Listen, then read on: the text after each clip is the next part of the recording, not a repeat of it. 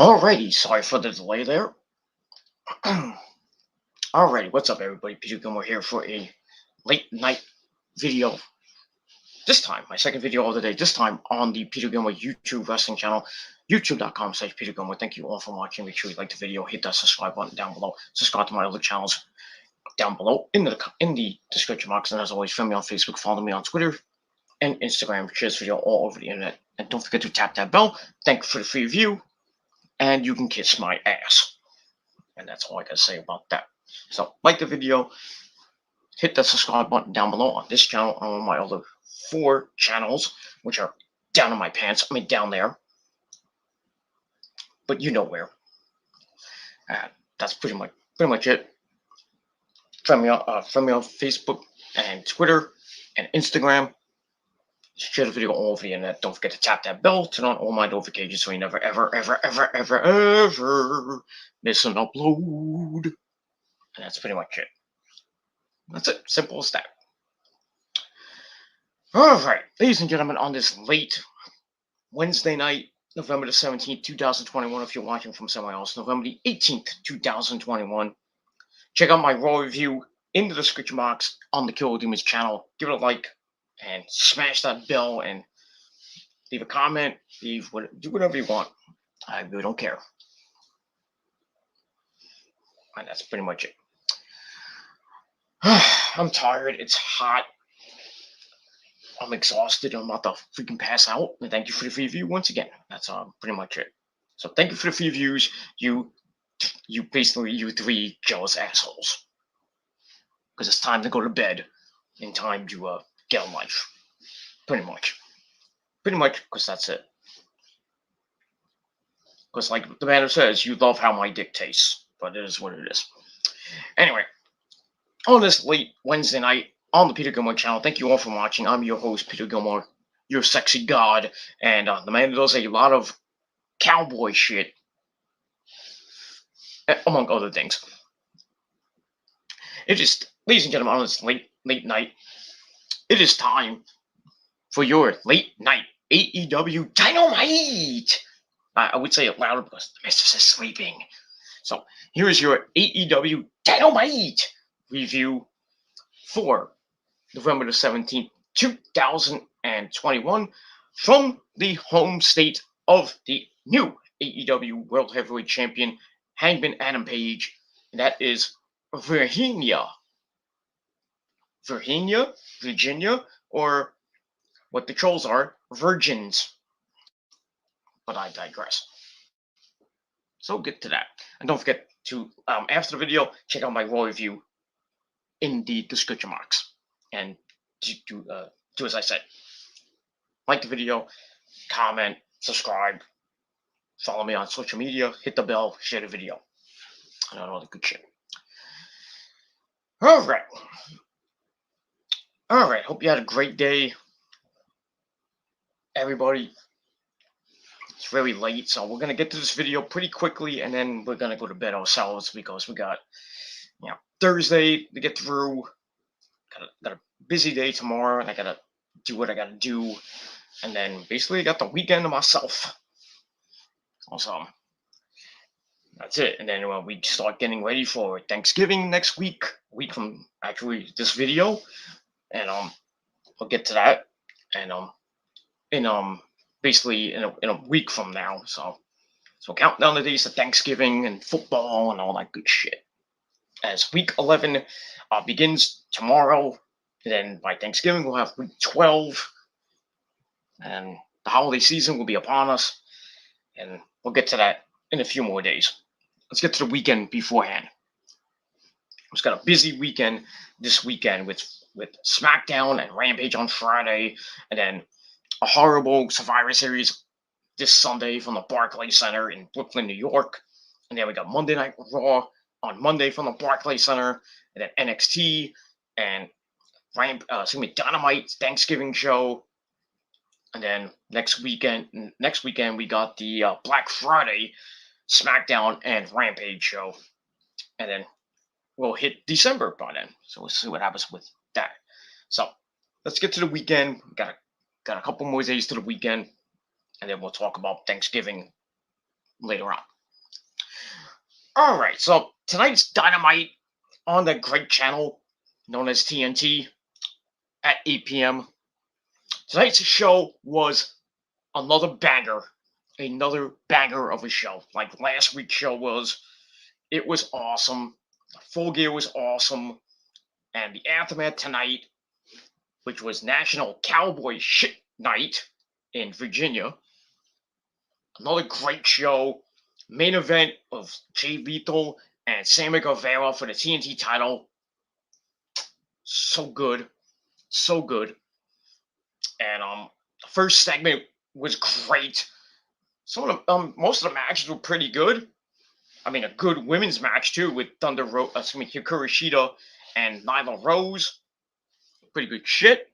We had a New Japan star there, well, two New Japan stars on the show, even though one didn't wrestle. That was Rocky Romero.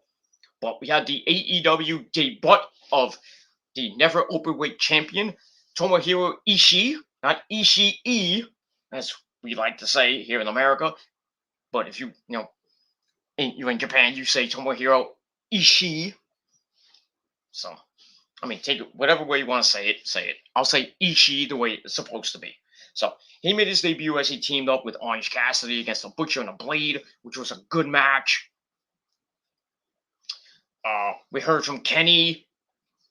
Didn't have very nice things to say tonight, and a little bit of tension within the elite, baby. Thank you for the free view. And once again, you can kiss my royal Italian ass and then drink my cum. But it is what it is. Got nothing to say. Don't bother me. Don't bother watching if you're just gonna come on for 5 seconds and then just leave me a dislike and shut it off. Equals a free view. So it is what it is. Got nothing better to do than jack off to me anyway. So that's it. So the super elite is kind of in shambles right now. We heard from Kenny about his health. A little tension between him and Adam Cole, baby. And then we hear from the Bucks and Adam Cole again. And then Bobby Fish comes in because it's now the super undisputed era of the elite. Just minus Kenny right now, but I'll get to that in a minute.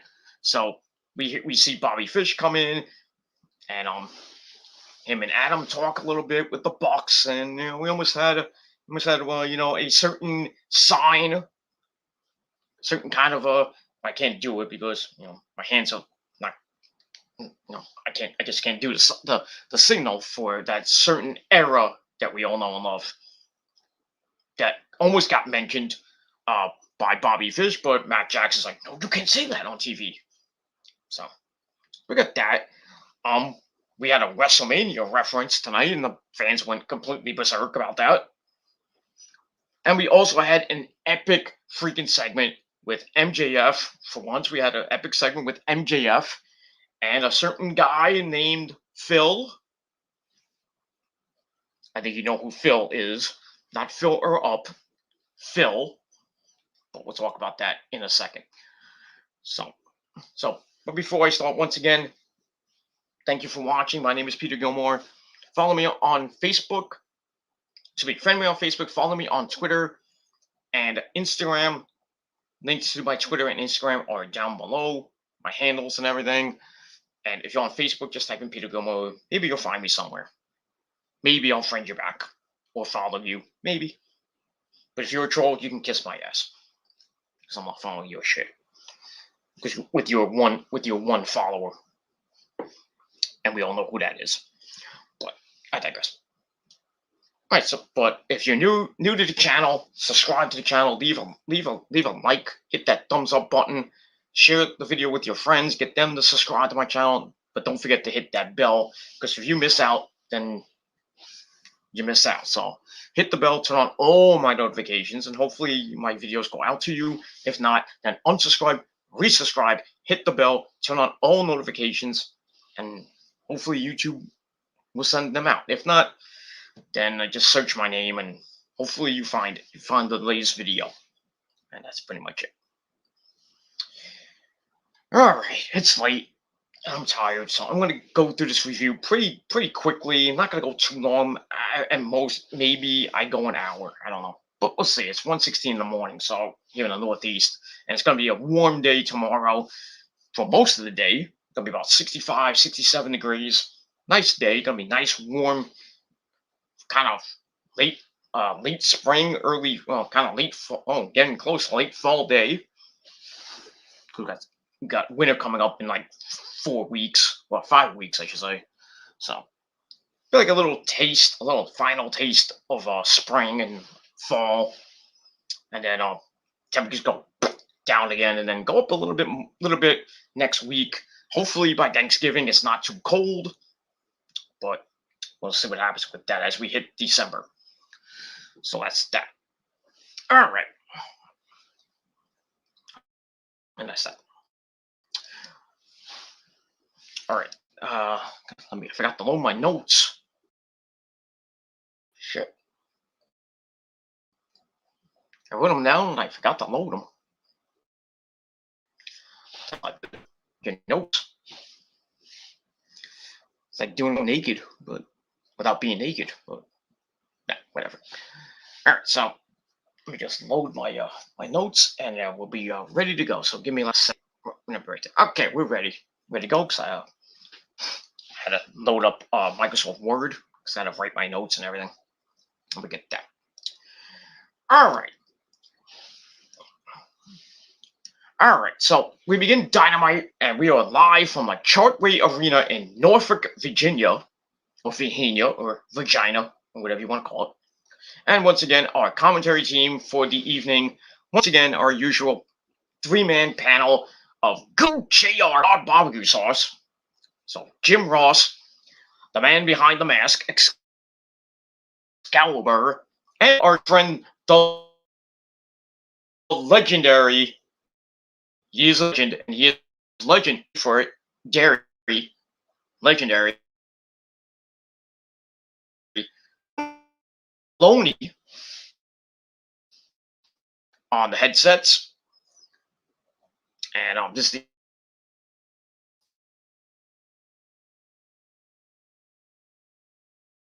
here as a road the end of the year. That's all pretty much.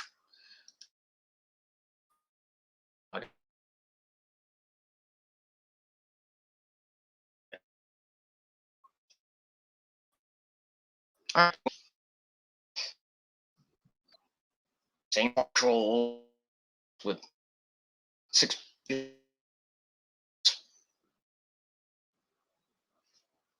lame as fuck. You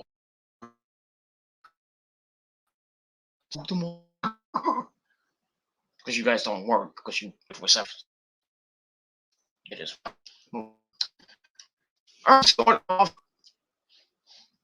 Dynamite. Well, all that happened.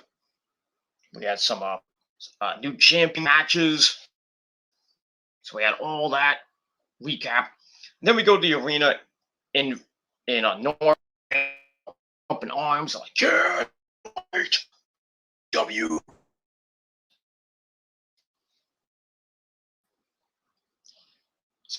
Well, before we get that, actually, a quick promo from the Elite. The Elite.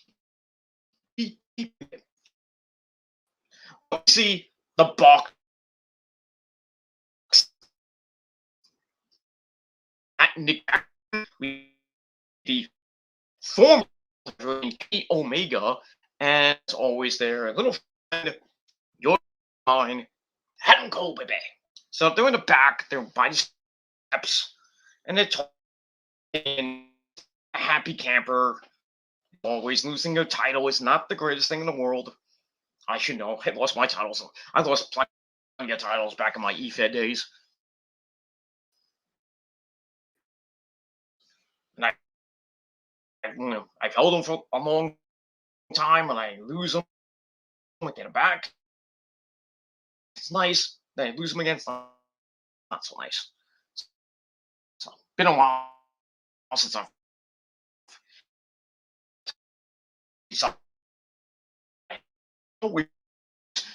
which is because I'm your tribal king, and the troll's worst nightmare come true, and that's that. All right, so we see them in the back. Kenny's not happy. He says he hasn't watched a match with him and Adam Page back. Um, but he knows some things to fix. Especially his mind, of course, because he has vertigo and he has some lingering injuries that he has to fix. Just Kenny off tonight. So Kenny wants the Bucks and Adam Cole to hold down how long he's going to be away. Hopefully not too long. Maybe I would say, buddy, the rest of the probably come back. I would think maybe at the January with a TBS debut in Newark, New Jersey. A lot of time off, and he doesn't come back to a Revolution in the end of February. But we'll see with that. So while in his absence, he wants the Bucks call to hold down the fort. And we got you, dude. He's like, we got it. So Omega's like, I didn't mean you hold down the fort, Adam. I meant these two Christian boys, because they don't do stuff like that. Right on. Fuck your dick and just have the Young Bucks do what they do, because they're good Christian boys. They don't do that shit. Just ask Kevin Steen. Point that out. Tell says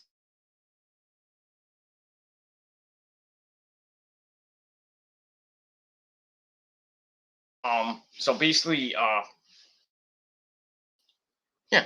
So Kenny leaves, and then like the Bucks see there might be some tension between Kenny and Adam still for 4 years ago. I still think they're gonna do a reverse 2017, and then when Kenny comes back, the Bucks are like, we don't need you anymore. Kick him out of the Elite, and then we'll see a face turn for the Cleaner, probably sometime mid 2022, after Adam Cole and the Bucks. Well, by then it might be Mount Rushmore 3.0 if Steen gets there, but we don't know about that yet, because it might be getting an extension from the WWE to stay, so he doesn't go to AEW, be with his friends, and reform Mount Rushmore 3.0. So, or reform Mount Rushmore to Mount Rushmore 2.0. So we got that. All right, so they leave, and that's based on how they. She's going to have shoulder surgery. Probably maybe Aries. So that's why he's going to be taking some time off to get clear his, hopefully heal up and get the vertigo checked out as well. So I would say he at most max, because you got to get the shoulder surgery. Rehab is going to take like a month or two, and then hopefully the vertigo clears and he gets back in shape pretty quickly. So probably a Revolution. All right, so I gave that 3.25 out of 5 stars, and that's pretty much it. And pyro and everything, that's nice. Then we see the Dark Order in the ring. They have like a star in the on the ropes and stuff. Balloons, and it's a party. We're gonna have a party to go through some Cowboy shit. So Dark Order and Jay don't that piece of ass.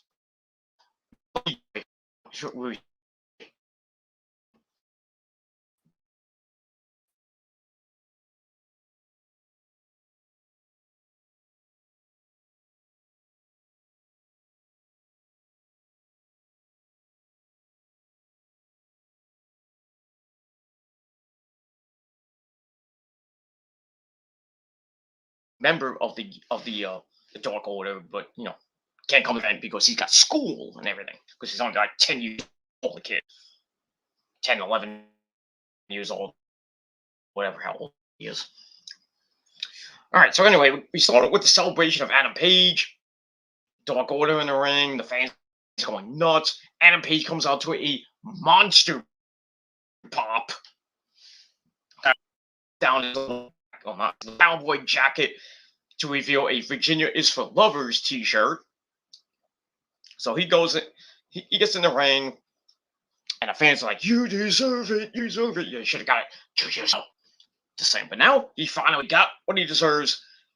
Hopefully the ratings will pick what the rating is.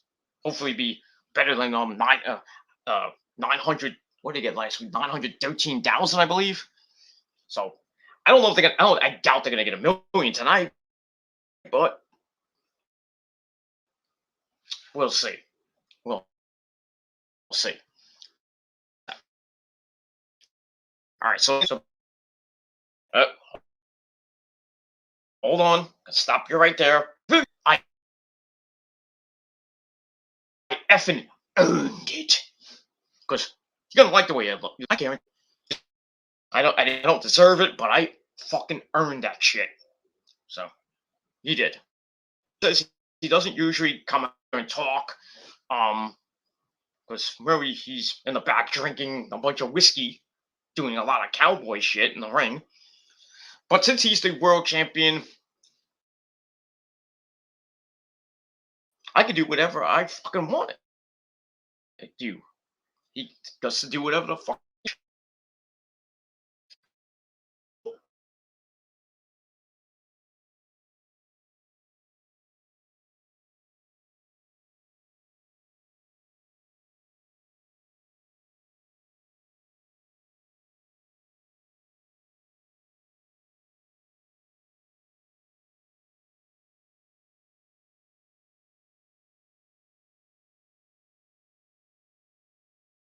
Anyway, he says the title means a lot, but responsibility is the number man is the American Dragon, Brian Danielson. And on cue, he comes out to interrupt, and he gets in the ring and cuts a humongous monster heel promo. See, has to play the heel, really can't face and put him out. It's gotta give him a rule. So anyway, Damon basically says congrats. Uh, and he's excited to be excited to have decided for the match, but he's kind of disappointed that Kenny didn't retain and standing across from him so they could have a rematch from Grand Slam. So Paige is like, "Well, I'm not Kenny Omega. I'm the have to, need 30 minutes to beat him. It's like so kind of a little shot to Brian because he beat Kenny in 30 minutes, and he beat Kenny in like 20 something. So Brian kind of laughs at all. It's like, I'm not here to start shit. I'm here to fight instead of basically flapping my gums around like you're doing, Adam. They got Mania 30, and he's like, I won the titles at WrestleMania 30. I wrestled the very next day, even though you really did not do anything. Your shoulder was all fucked up from that match with Randy Orton as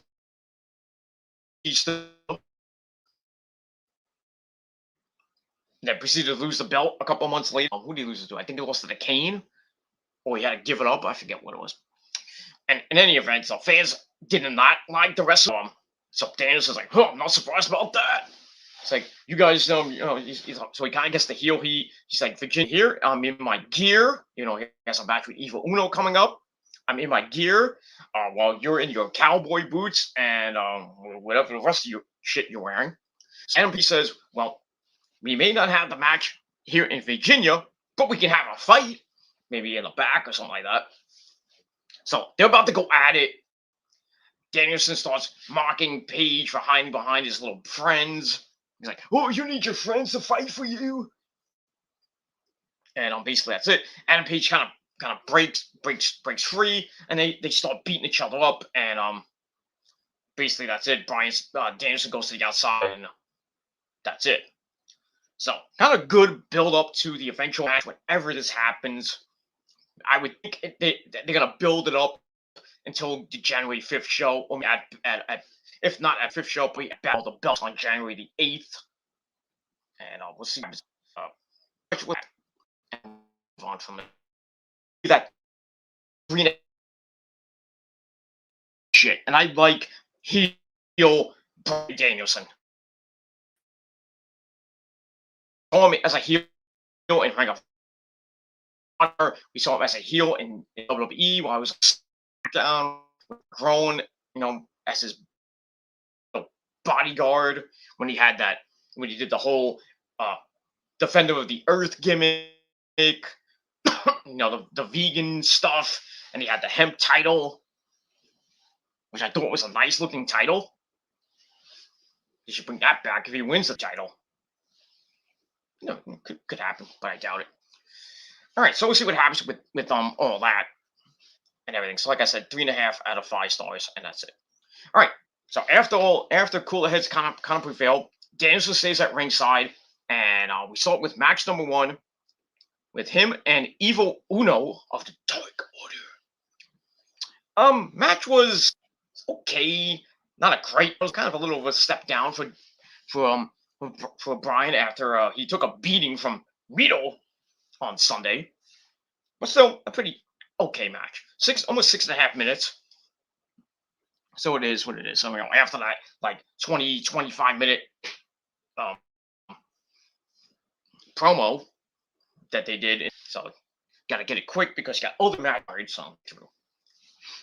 All right, so it's also with Danielson taking down Uno and right away Evil Uno has to. Then beating the crap out of Evil Uno with some shots to the mask because he's mad in the mask. We don't know. I've seen Evil Uno just left it on. I mean, if you follow PWG, you know Uno under the unmasked. Not the most handsome man, but at least he's not Sami Zayn. Just saying. Anyway, so and then we get the kicks to the has Uno in trouble. Some more kicks to follow.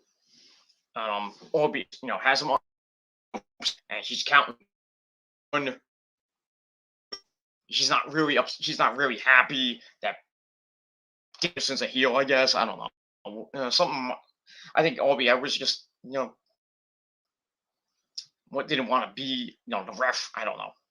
Yeah, maybe she needs a stiff. Well, she's sober, so I can't just say maybe she needs a stiff drink. But she's like 30-something years old, so it is what it is. So she starts counting 1, 2, 3, 4, and then Danielson's like, "I got," like Kevin Steen used to say. Still says. So this back, Evil Stagger looks at Bryan. He's like, "You motherfucker!" So what he does and kicks the living Jesus out of him, but goes for the roundhouse kick. Evil Uno wakes up, and Bryan Danielson gets hit with a neck breaker, but Danielson comes right back with a shot to back because Evil Uno barely got any moves in. Almost a 6.5 minute basic jobber back. I'm not Evil. No, lately he is, but what's to say about that? So anyway, starts beating him up again, and then slapping the crap out of Evil Uno. Then we get the running Buzaki kick, and Daniel's like, "No, I'm gonna just kick him out of him some more." Stomps him away, and Orby Edwards can just stand there and look. Can't call the goddamn match. And then is the triangle choke, and Uno like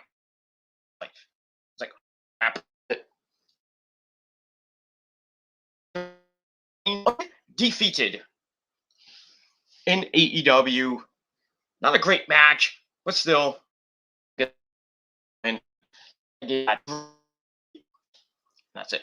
All right. After the match, Danielson gets on the mic and says that well, until I get my title match, I'm going to take out every member of the Dark Order one by one by one by one. Kind of reminds me of Matt Hardy back in the day. Remember when Matt Hardy was going to take down every member of the Dark Order until he got Adam Page, and then he finally got Adam Page. They had that big money match where Adam Page won part of Matt Hardy's money. It was like last year or this year or last year. I forget when that was, but that's that. That's what Danielson's going to do. Going to take down the until we get a match. So he mentions that next week's show's in Chicago. I don't know where in Chicago. I don't know what arena. I doubt it's not going to be the United Center. But probably where they usually are. Maybe the smaller arenas. Maybe the All-State Arena. I think in Chicago. But anyways, he mentions next week.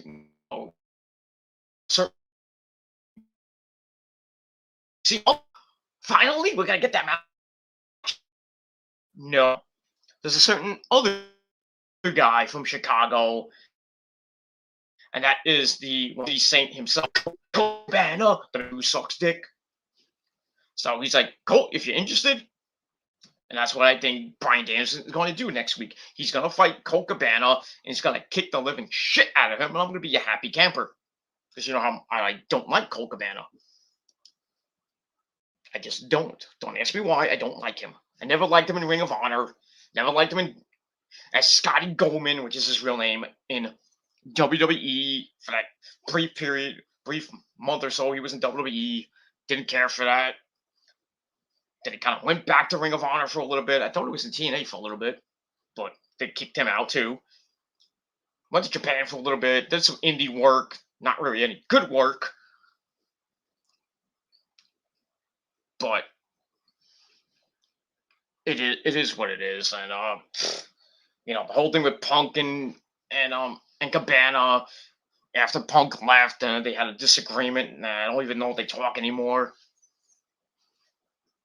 Well, they patch things up. I don't know, but we'll see what happens with that. So Colt Cabana's gonna get his butt kicked next week, and I would not be, I'll be surprised if Punk comes out because that's one of his friends. So maybe Punk comes out, and after Bryan Danielson whips his ass, we see Punk come out, and we're gonna see Punk and Bryan Danielson go at it. No, probably not. We're gonna see Colt Cabana get the living shit beat out of him, and everybody gets what they want. And that's all I got to say about that. So I would think there's a lot of members of the Dark Order he has to go through.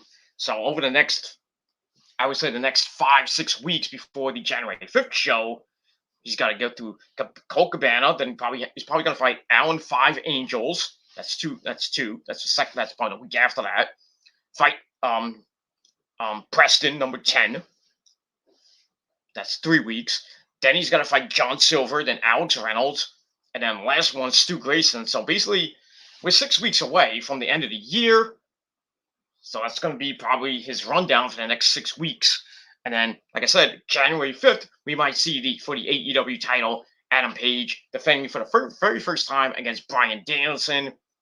There might be a title change, or it's going to maybe end in controversy, and then at Battle of the Belts, they have a rematch. And then maybe then they do the title change, and Bryan Danielson is the champ until either Kenny comes back or maybe CM Punk wins it probably by Double or Nothing, or maybe by All Out 4. But we'll see. But then again, Page can somehow beat Bryan. I don't know. Might be a good idea, but I'm thinking it might be a very short title reign for the Hangman. But at least he got the belt. A little bit, I think like a year or two too late, but it is what it is. And I'll move on from there.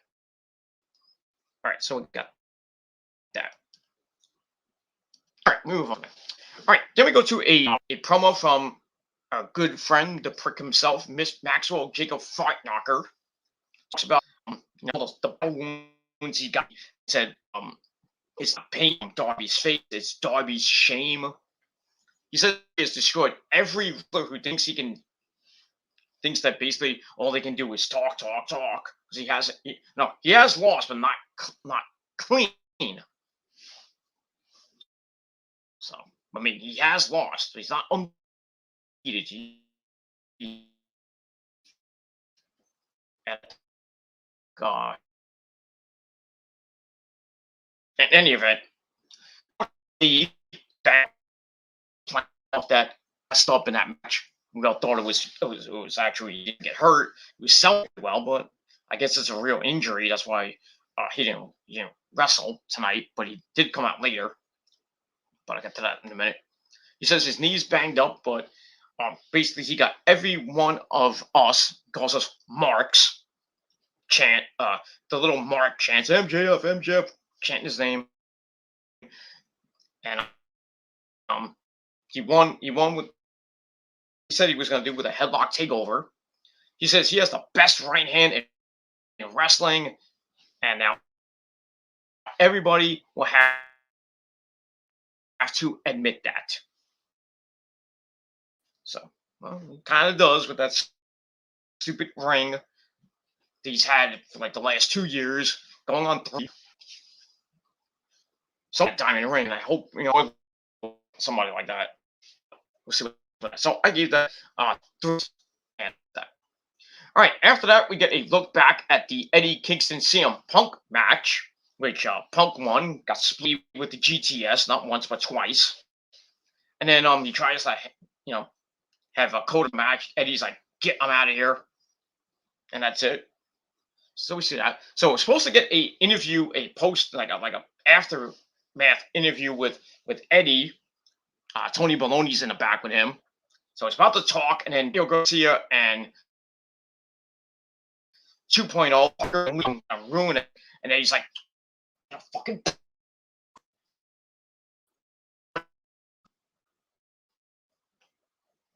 And he like make him he was signaling. So in any event, they come in. Basically, they're making fun of Eddie. He's like, when you lost, you're complaining, you're and they're tired of him losing and complaining and shit. So Eddie, and Daniel Garcia kind of gets right in his face, and Eddie isn't cool with 2.0 calling Daniel Garcia their son and everything. And then Daniel Garcia's like, you want to fight? Kind of push him off, and then they have to get separated by I think by basically Parker and Lee separate Daniel Garcia, and I don't know if somebody came in to separate Eddie, but Eddie gets pissed again. He's like, every time I try to do a promo, I get interrupted. It's like, point of me promo. It's like, I'm gonna hearing. I'm like, oh my.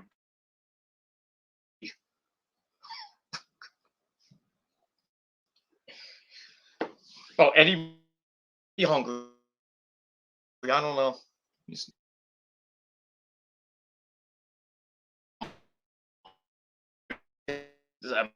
I'm going to go to catering. That's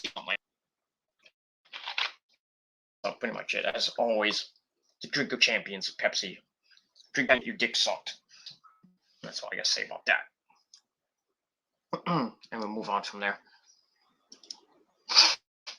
All right, so it looks like we're going to get Eddie Kingston and Daniel Garcia, I don't know, next week or on Rampage. But, yeah, Eddie's pissed, as always. Can't even cut a promo.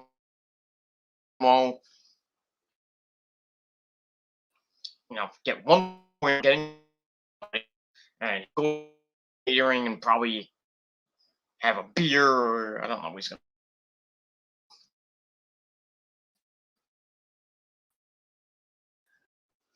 And that's all I got. Pretty much it. All right. After that, we back inside the arena with our next match, a tag team match. We had the Butcher and the Blade with the Bunny as well, Allie the Bunny. and Big Money Matt Hardy coming out. I love their theme. I love the Hardy Family Office theme. Sounds just like Zach Wilde playing. Those pinch harmonic squeals and everything. So I think Zach Wilde did the theme. I could pinch harmonic thing like Black Label Society does and Zach Wilde does. So if I'm wrong, then I'm wrong that Black Label Society does his theme. I mean, I wouldn't put it past Matt Hardy to not ask Zach Wilde to do his theme. The first time Zach Wilde's been in wrestling, he's done the national anthem for TNA. I forgot what event it was. So Zach's not. I'm afraid to. Not afraid of wrestling or anything like that. So I think he's doing the Matt Hardy theme, but with the help of the Hardy Family Office theme, same thing. So anyway, they come out, and then we hear the music of the I forgot who sings that. Not the Misfits. I forget who sings that song.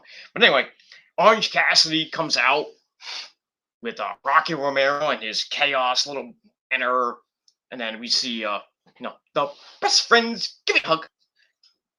Chris Statlander, we Utah, and Chucky T. They all come out, and his tag team partner, the ever open weight himself, Tomohiro Ishii. Looks freaking brick house. He looked great tonight. The fans loved it. They're chanting New Japan, New Japan, New Japan. Or they chant Ishii and everything. Sorry, Ishii. It's not Ishii, whatever you want to call him. So we get to the match. Ishii's first, official match not in the States, because he has been before for Ring of Honor, the Ring of Honor Global Wars stuff. Global Wars and what else? I think it was basically Global Wars and there's something another event. I forget what it was called. But anyway, in any event, the match happens. Pretty good match. It's also with Ishii and the Butcher going at it, and then Cassidy comes in, puts his hands down his pants. That earns him a knock to the floor as we go to break. We got trouble because Ishii gets back in, suplexes the Blade. Butcher comes in, and we get a big power brawl. It was great. I think the Butcher was all happy to face freaking Ishii. Two hosses going at it like big. Good shit. So they go at it like two hosses. Get some chops in the corner, which really didn't do anything but wake Ishii up, because he's like half tired. He's like,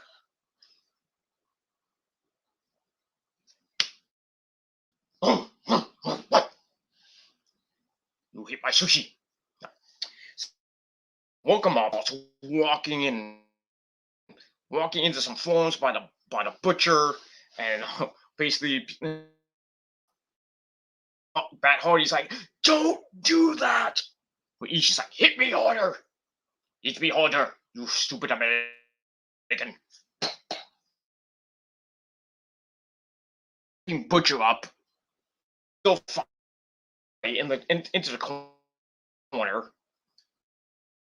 It was great. She's just a monster. He's just is. He's great.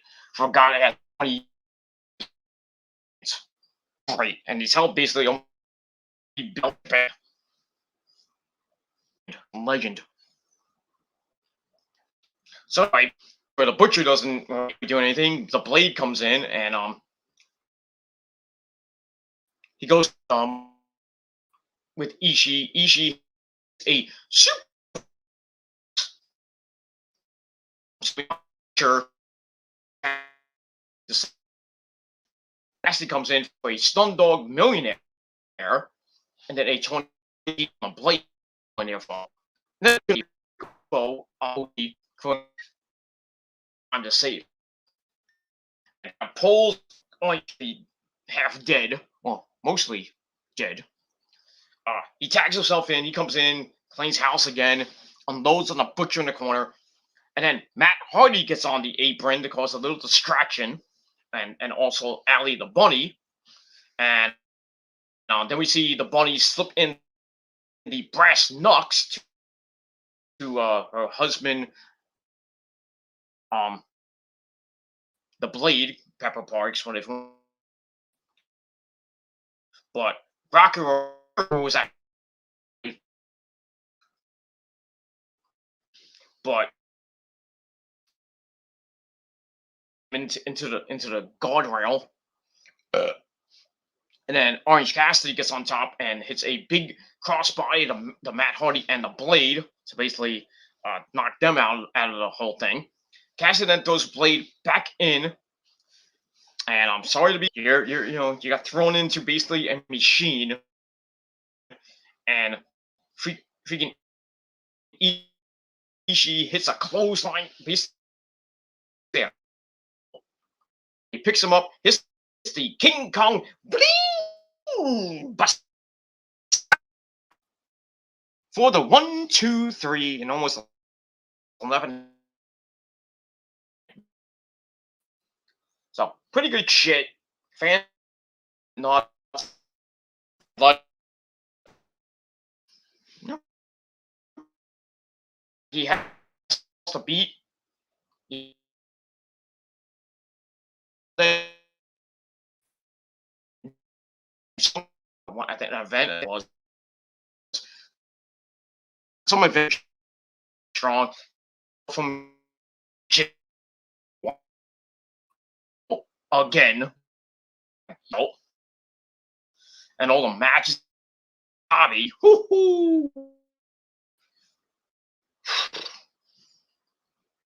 Bobby. Back in the day, a couple years ago, actually, not back in the day, but a couple years ago. But nice to see Ishii. Probably won't see him again because I think he's gonna go back to Japan, defend the never openweight belt.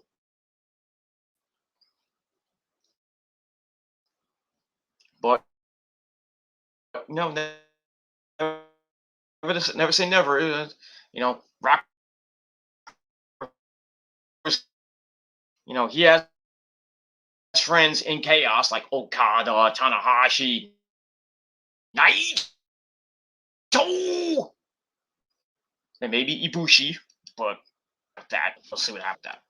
So that's it. So Ishii family order in almost 11.5 minutes, and the match I gave 3.25 out of 5 stars, and that's pretty good stuff, and great to see a legend in Japan, another legend in Japan, because we saw Yuji Nagata and Satoshi Kojima as well. Don't say Rock Romero's a legend because he's not. And that's it. But we see like Ishii and maybe more legends to come with that forbidden door that's pretty much open. Not open, but open. But we'll see. Look at that from there. We go back with Tony Baloney. And he has Andrade, El Idolo, his little buddy Jose, and FTR, the AAA Tag Team Champions, and Tully Blanchard with them. They brag about beating. Andrade brags about beating Cody and Pac pretty clean. Even though they lost the match, I think they lost the match. I think he's saying that we beat Cody and Pac, blah blah blah blah blah. I don't know what he was talking about. He was talking in broken English. I couldn't understand him. That's what kind of translates for me. So anyway, FTR says we're annoyed because basically I was not Dax Cash Wheeler basically said I was not I was the lead cheated and everything, but Lucha Brothers basically said we're gonna waive our fee. That not gonna MJF, you don't have to pay MJF no more, blah blah blah blah blah. So they're pissed. They're gonna get my friend Malachi Black to come in. I'm gonna have an 8-man tag team match next week on the program against Cody Rhodes and the Death Triangle, Pac and Lucha Brothers.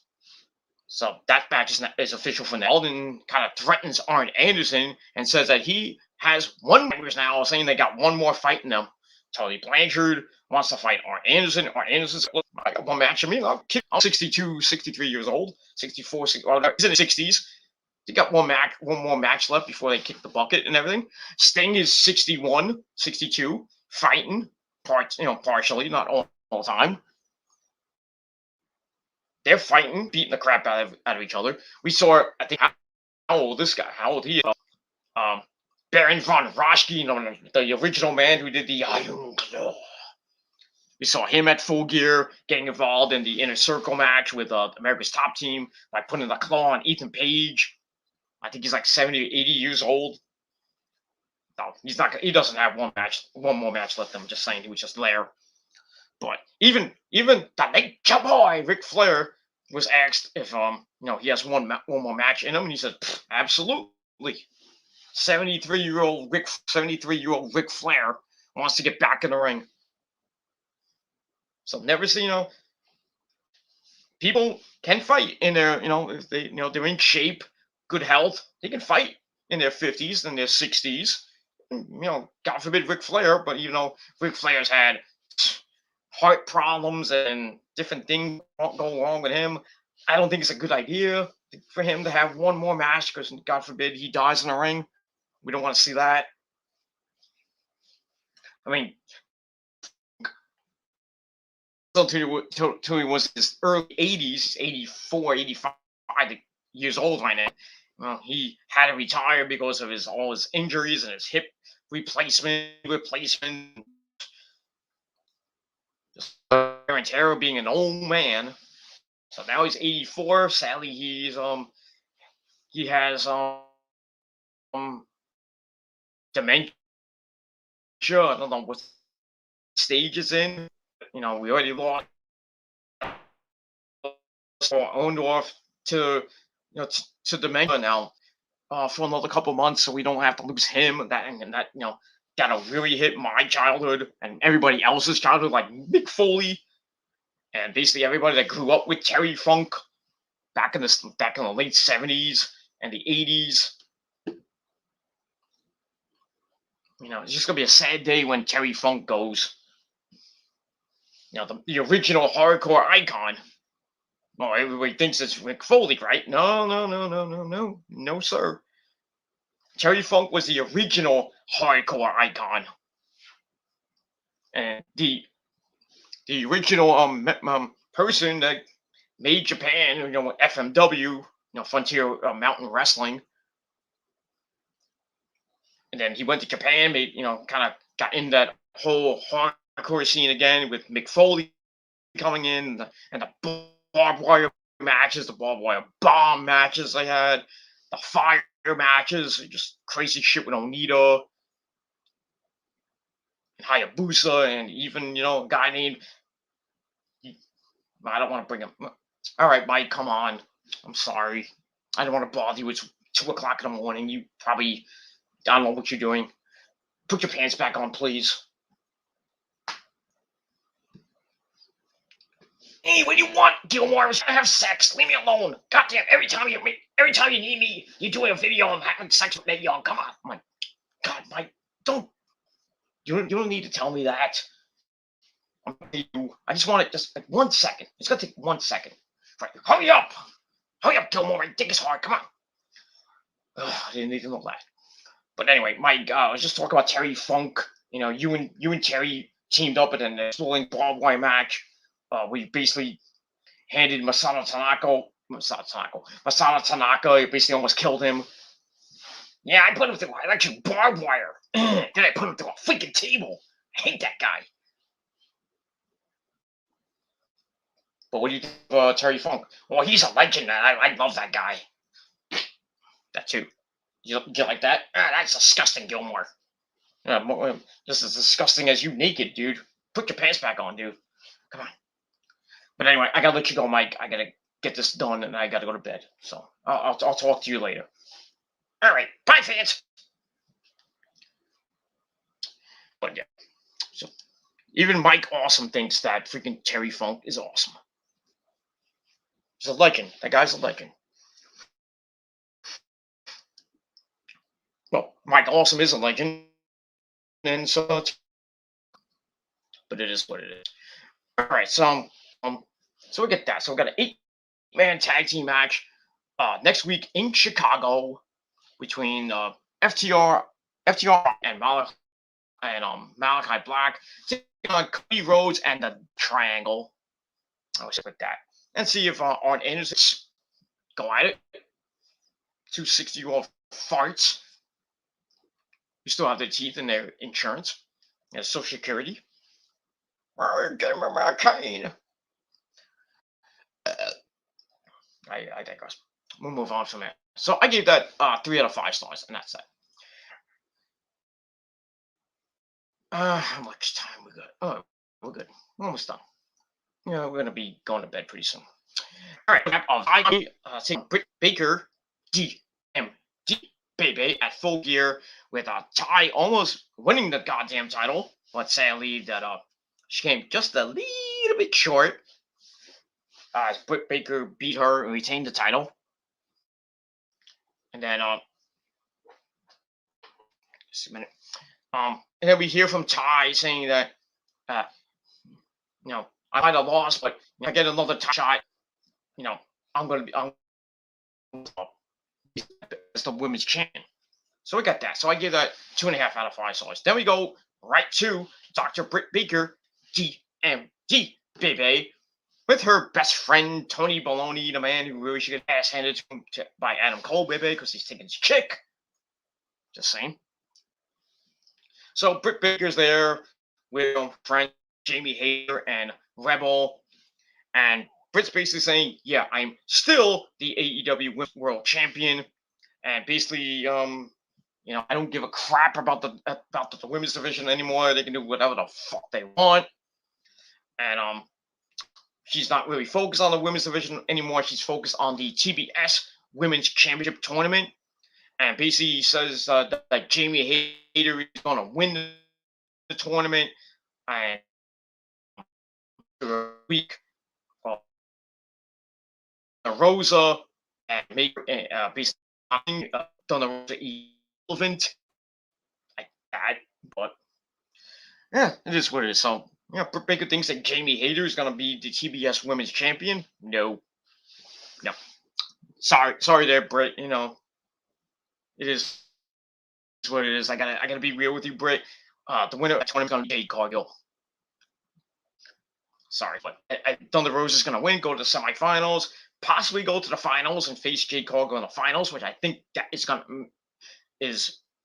happen. I think it's almost cemented in stone, unless something does happen. Things can happen in this tournament. We'll see. I think it's going to be Jade Cargill and Thunder Rosa in the finals on January the 5th. And like I said, Jade Cargill is going to become the TBS champion and make that belt that bitch show championship.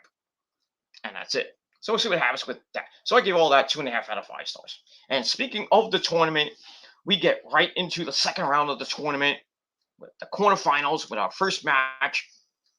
We got matches. I think we got a match this week and more matches next week.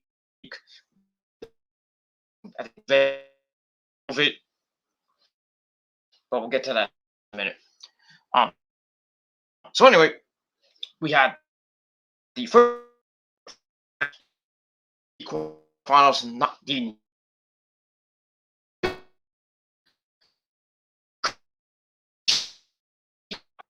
that they had. Both women have over 50 wins. You got 50 wins, but and on Dark, Nyla got the win on Dark last night in a 6-woman tag team match, so she gets win number 50. So we'll see what happens with that. And the winner of this goes on to the semifinals to take on, I believe, either Chris Statlander or Ruby Soho. So we'll get that. All right, so we get to the match. Pretty very good match. Eddie Guerrero at ringside, of course. So starts out with Sheeta taking Nyla into the corner, but gets overpowered by Nyla as she hits a suplex. But Sheeta comes back with a kick to the head, and then Nyla goes to the floor to get some strategy, to strategize and everything. Gets back in. Nyla drives some in the ribs of Sheeta before slowly starting on that bed that was kind of exposed over the last couple weeks by Serena Deeb. So anyway, they go to the outside. Sheeta says there. Then well, actually Nyla does that. Yeah, no, Sheeta sets up the chair and then starts yelling at the camera. It's like, sushi. I don't know what she said. I didn't even put the don't know what she was gonna do with the chair. Back. Then she goes for a cannonball off the apron through the chair, but she missed and goes right through the chair. The chair explodes. Goes, that was kind of cool. And then Vicky Guerrero tries to get involved as Sheeta gets and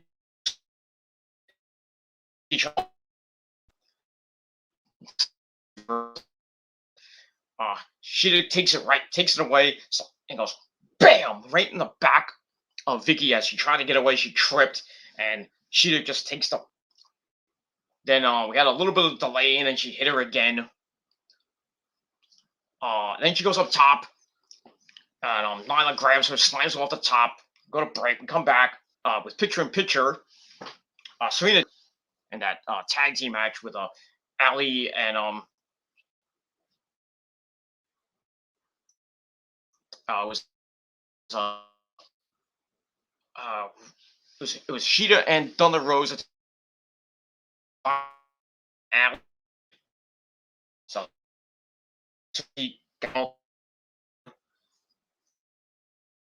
Trinity comes out during the break, jumps Sheeta from hitting her right in the leg again, and then Nyla drapes her over the ropes, hits that King Kong knee drop, and goes for the cover. Sheeta somehow kicks out at 2, and looks like Nyla's about to tap out, but she powers up, breaks up the submission with a power bomb.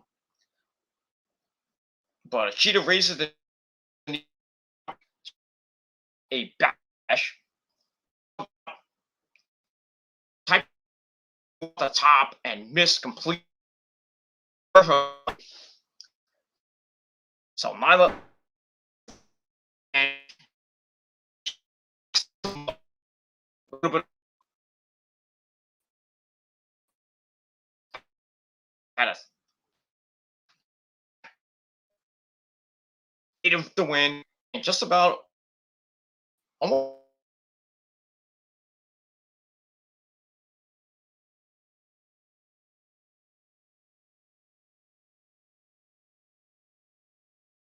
left Southlander or Luke. All right, sorry, I thought my that went off for a second, but it is what it is. My connection's not as good as it usually is, but it is what it is. So I apologize if it goes off. Then I apologize. If it lags a little bit, I apologize. Sometimes it comes and goes. This my crappy internet connection, but it is what it is. Soon I'll probably hopefully getting more high speed router pretty soon. But it is what it is. All right, so like I said, Nyla gets the win, moves on to the semifinals, and we'll see if she faces Ruby Soho or Chris Statlander in the semifinals in a couple weeks. Probably women's match, I believe, but I could be wrong. And that's that.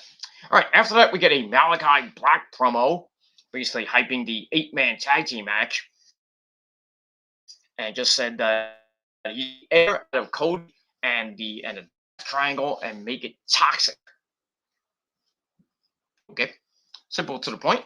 Gave that 3 out of 5. So after that promo, we go back to the ring with the music of MJF hits and Maxwell Jacob Fartknocker. He comes out in his little uh, what do they call it? Cardigan suit, like a green cardigan corduroy suit, something like that. What they called it. And he comes out with the chairman of the board, Sean Spears and Woodlow. So they get in the ring. The fans don't like it, but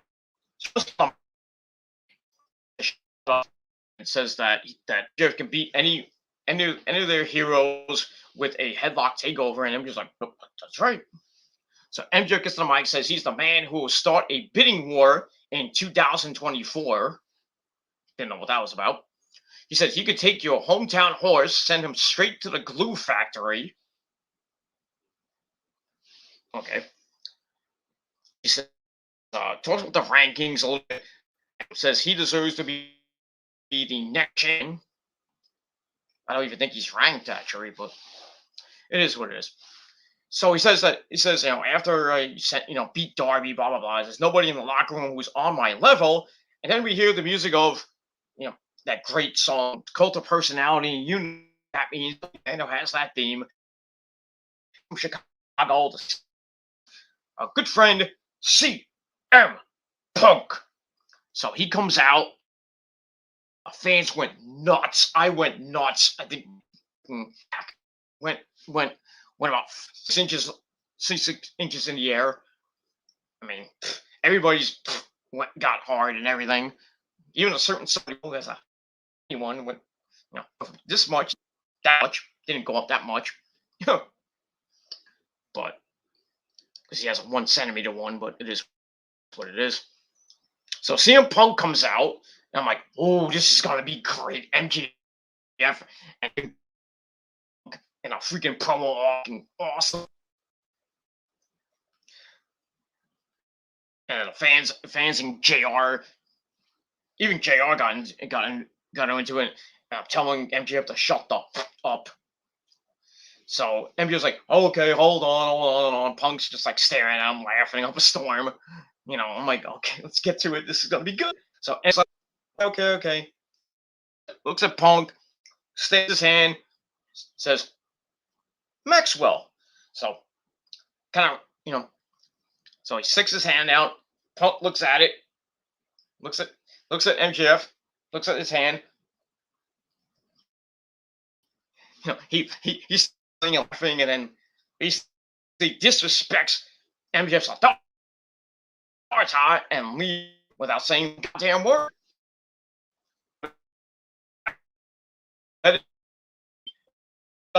Is versus Punk coming up.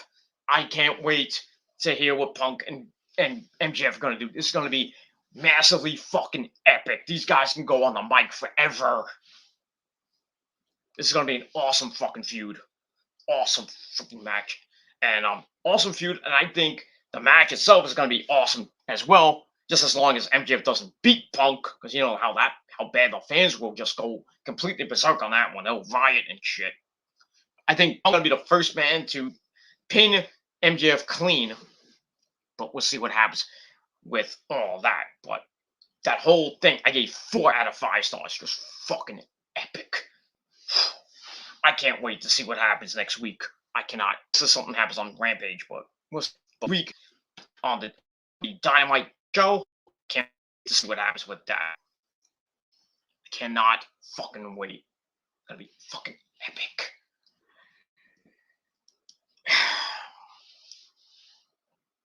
And that's pretty much it. All right. Move on from that epicness to the man that had an epic match with MJF, Bobby Allen, as he talks to Tony in the back. He's gonna face again, maybe have a little epic match. But for right now, I'm gonna put MJF off to the side for now. I'm not gonna take any time off. He says I want the biggest and the baddest that AEW has to offer. Well, good guy, Billy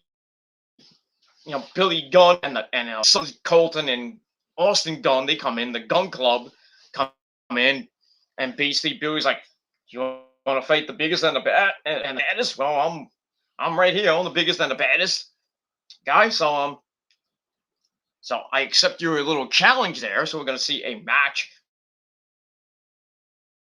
with Darby and Billy Gunn next week. So, well, actually, Darby didn't say anything until they left, and then Darby's like, "Well, I guess we got a match there, Tony." So we got the match coming up, I think, next week on the program. Not really looking for it, but we'll see if Darby can hold his own against another a big man like Billy Gunn, because he's an asshole, badass Billy Gunn. So,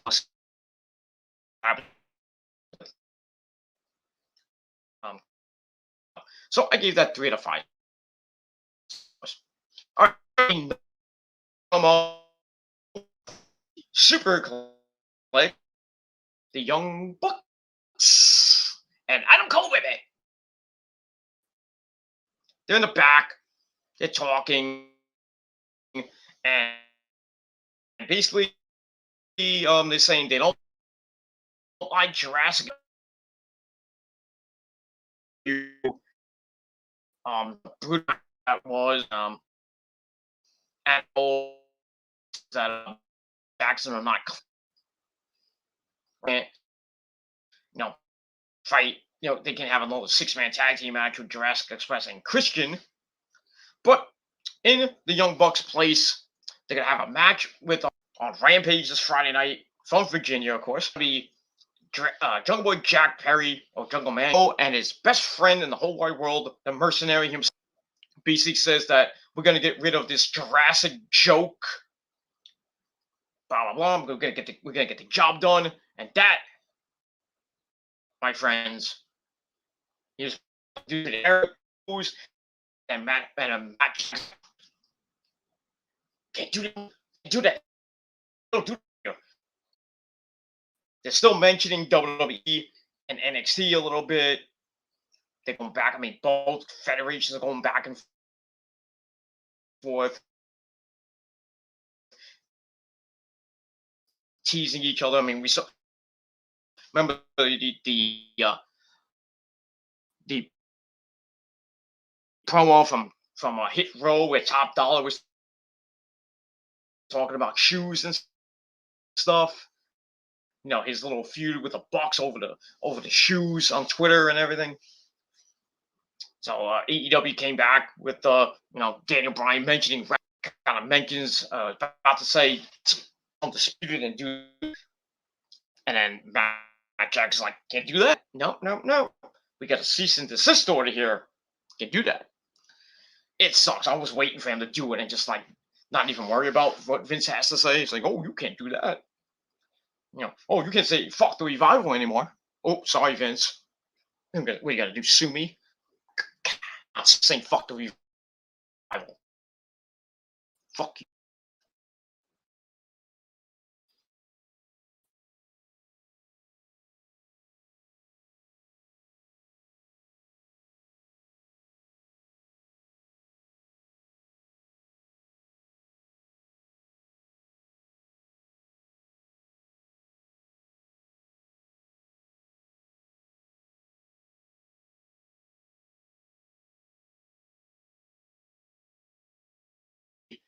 And Luchasaurus, with I think maybe Christian at ringside. So we'll see what happens. Adam Cole and Bobby Fish get the win, but because that would be unseen. And that's it. All right, that's pretty much it. All right, sorry if I go back and forth with my notes, and then I come back to the mainstream, and it goes off a little bit, and then you don't see my sexy face. But it is what it is. But we'll move on from there. All right, so like I said, I gave that segment 3.5 out of 5 stars. All right, then we go back in the arena with our next match, another tag team match This time we have Dante Martin and the Man of the Hour, Leo Rush, in another tag team match. Dante Martin's getting a lot of time. I like it. I like it. Like a 20-man Dante Martin, who's a future TNT heavyweight champion, possible world champion down the line. Not now, but I would say in a couple years he'll be probably the young, maybe the youngest AEW world champion in AEW history. But you never know. But yeah, I would give him the TNT title pretty damn quick because he's on a monster roll right now. And he's got Leo Rush with him, so that's pretty much it. So Don and Leo team up again as they take Max Caster and Anthony Bone of the Acclaimed. Kind of corny rap. I didn't really like that rap. They talk about that Leo Rush might be the man of the hour, but they're in Virginia, so they might be virgins. And and they say that Leo Rush is better as a manager. Kind of, I guess, like at his time with Bobby Lashley, a little bit in WWE, but it is what it is. But anyway, this was a pretty good match, rap and everything. And then Max Caster gets sent outside and he gets sent into the barricade. Then he set up a middle rope stomp as they bring him back in. And then Dante getting the crap beat out of him by Anthony Bone. Max Caster sets up a break as we go to break. We come back. Leo Rush comes in, gets the hot tag, cleans house. Then hitting a spinning kick to Bowens in the head.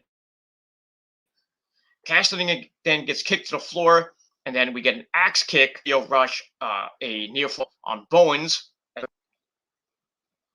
that's pretty much it. You can't see my other hand, but here it is what it is. So Leo has to bail out of a frog splash, and Bowen strikes away to put him down. And then Dante Martin springboards in with a missile drop, clotheslines Leo Rush's head right off, flippy dippity doo, clothesline. Bones then plants him with a spinning slam, and then after a almost won the match, but Dante made the save. And then Martin plants Bowens down, and then goes up top with a big time. Excuse me. Martin takes Bowens down, and then Leo Rush goes up top, hits a big time frog splash on Bowens, and they get excuse me, allergies. So they get the win for Dunn and Leo Rush, doing pretty damn good as a tag team. Kind of title shot pretty soon, but we'll see what happens with all that. And we'll move on from there. So match was pretty good. Gave it 3.5 out of 5 stars. And that's a lot of flippy dippity doos there. And we move on. So like get that. After the match, Team Taz they come out. No, Powerhouse Will Hobbs, Hook, Taz Red Hook brother. He's even out there. And the FTW champion Ricky Starks is there. They come out, they try another sales pitch to sign Dante Martin to Team Taz. Ricky Starks thinks that Martin could be a heck of an addition to the team, but they give him a warning that saying no might be a bad idea. What happens with Dante Martin might be. Still think it's gonna a ridiculous, boring. He gets a boring beats to the FW title that he really doesn't need. And then we'll see what happens with that. He turns on Leo Rush, or Leo Rush turns on him, and then maybe his brother Darius Martin comes back from jury and everything, because we haven't seen him in like over a year. We'll see what happens with all that, and we move on with that.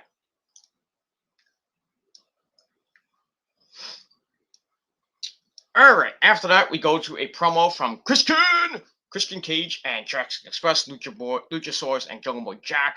They're ready for Adam Cole and Bobby Fish on Rampage. basically saying Christian's basically talking and saying you don't bring a fish to a fist fight. Okay, so I got that. So I gave that 3 to 5 stars. All right, then we get a video on the Red Velvet Jade card. Going to be fighting the, I believe, next yeah, on the program and the of the TBS Women's Title Tournament. You know, after what happened on Rampage this past Friday with you know, after Jade got, you know, won her first round match. I forget who she was match, and then it was her anniversary. Smart Mark Sterling's there, and Red Velvet comes in after the altercation during the match. It had to be separated by Paul Turner and everything. And then after the match, Red Velvet spears Jake and sends Mark's 8, and they fight again. So this,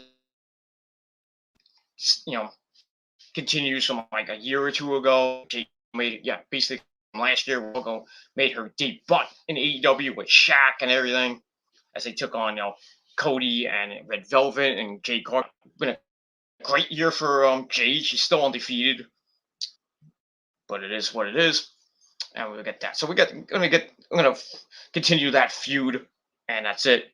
As always, Red Velvet from your mama's kitchen, and that's it. All right, then we get what's coming up on Rampage and Dynamite.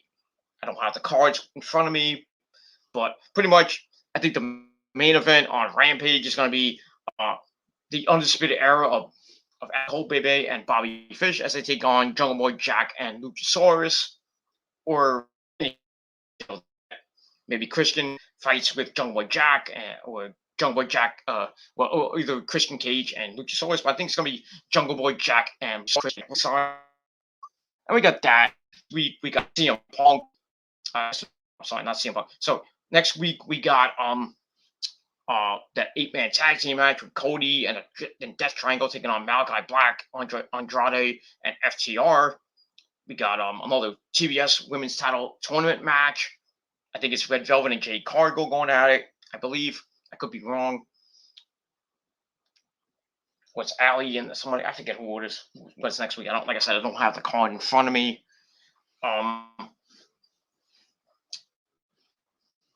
we got all that this week on O'Brien and Cole Quebec on the program on the AEW Dynamite Thanksgiving show from Chicago next week at 8 p.m. on TNT.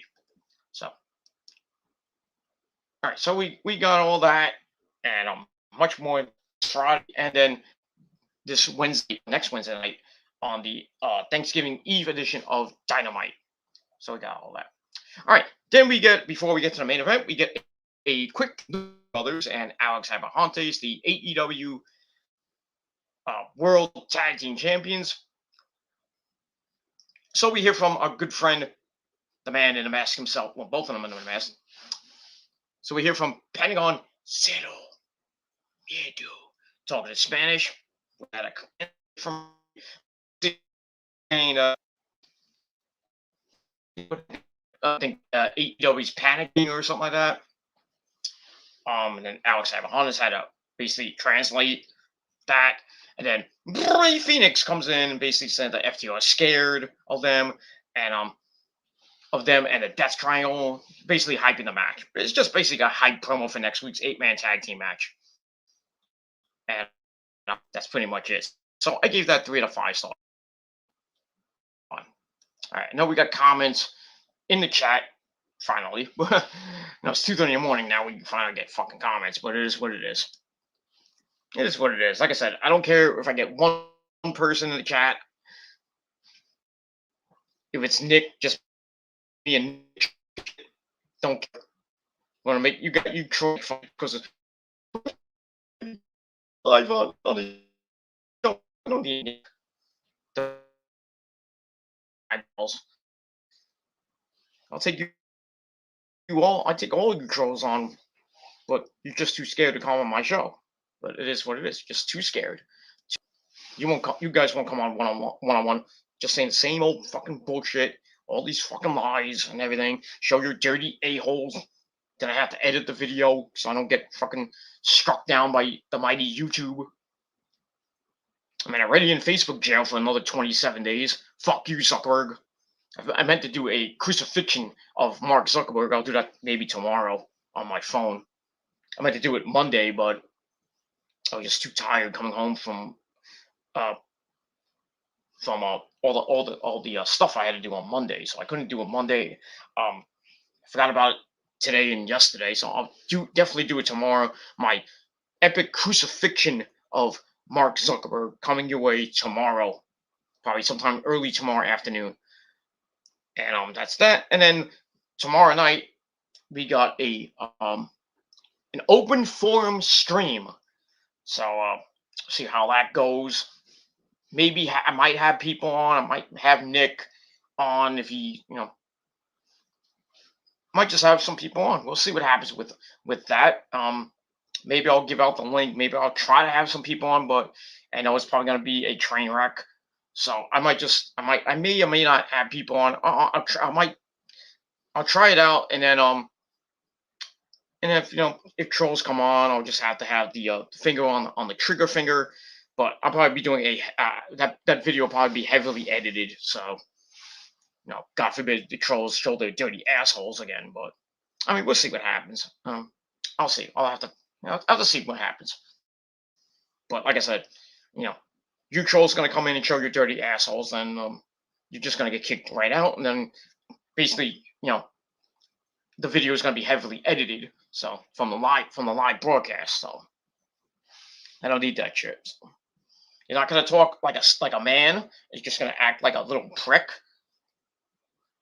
Then probably not probably be the last time I have people on my show, unless if I do another stream and just have just friends on like Nick and anybody that just basically my subscribers. I'll just have to put it in sub mode and see what happens with that. But probably put it on as you have to be sub to me for for like 5 minutes or something like that. Gotta figure how that works. So, but I'll do it. But I'll probably be doing it pretty soon. So maybe tomorrow. I don't know. But I will be doing an open forum stream talking talk about some wrestling news, some other stuff, with me and everything. Just like a vlog. It would be like a vlog / wrestling news and football and stuff like that. So check it out. Probably be sometime tomorrow evening, tomorrow night on the TTC Reborn channel. So click the bell and get notified when that video goes live. Probably early or sometime tomorrow night. But we'll see what happens with that. We really got nothing on tomorrow night besides football. That's it. Not even a good game tomorrow either. So we'll move on from that. With that. All right. After we go to the main event for the TNT title, we have Sammy Guevara as he takes on former not one time, but 2-time. I believe it was 2-time. Ring of Honor World Champion, former Tag Team Champion, Gresham,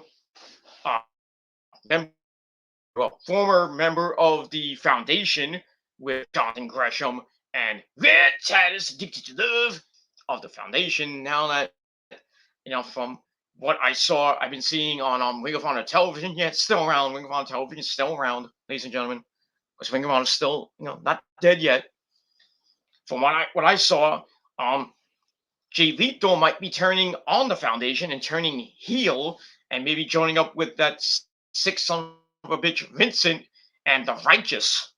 So, because he's kind of playing head games with Jay Lethal, and they showed a video of Jay Lethal saying, "I don't give a shit about the Foundation," and then everybody else in the Foundation's like, "What did you say?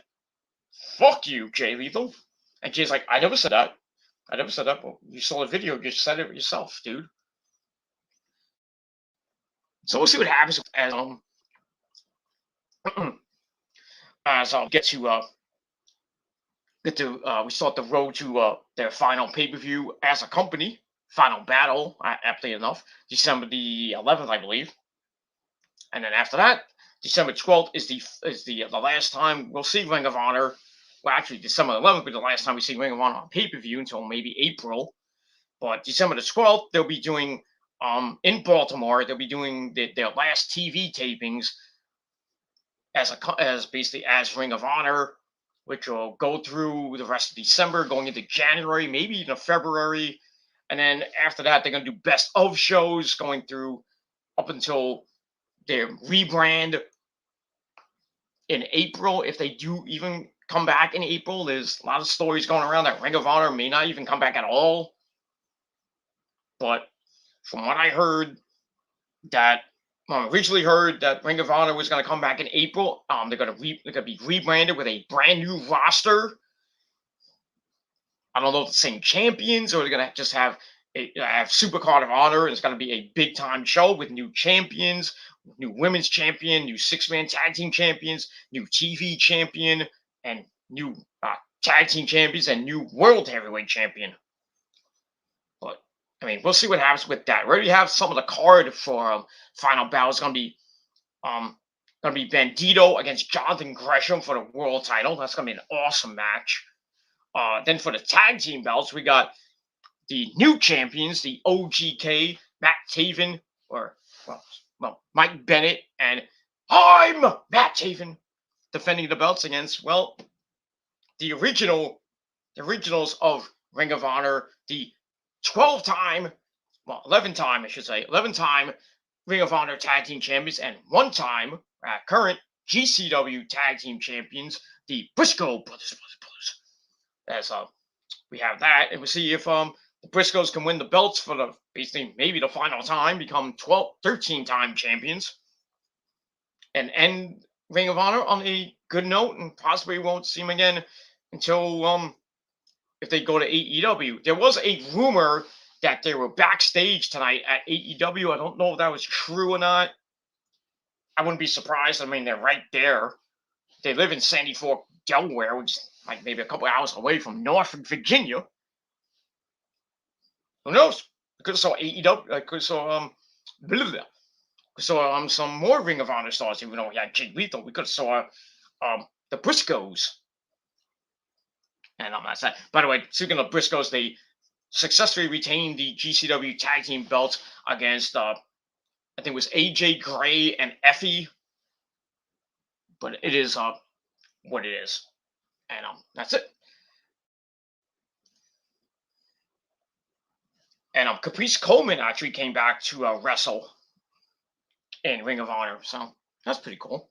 And so we're counting down the days and the weeks till the end of Ring of Honor. About, I think, 3 weeks away from Final Battle.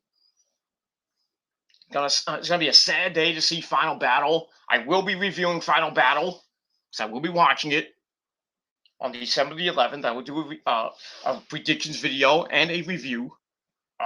Probably won't be doing a live review. I'll be probably just doing it off the phone. So I got to save some time for my other reviews because January is going to be a big month. December and most of December, because I got to do the Christmas stuff and I got to do Rampage and SmackDown on New Year's Eve. Not that night, actually. Probably be I don't even know when I'm going to do this reviews because going to be a long night, basically for wrestling, because on a Friday night and they got New Year's Eve and everybody's going to be drunk and everything after that.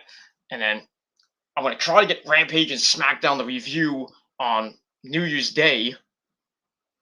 So I'll get that out of the way. And then maybe I'll probably be doing maybe 2 videos that New Year's Day because I got to do the day 1 predictions, and then I'm going to do my review of the day 1 pay-per-view on January the 2nd.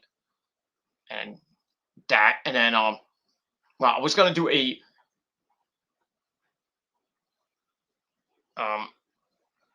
a predictions video for Wrestle Kingdom Night 1, 2, and 3.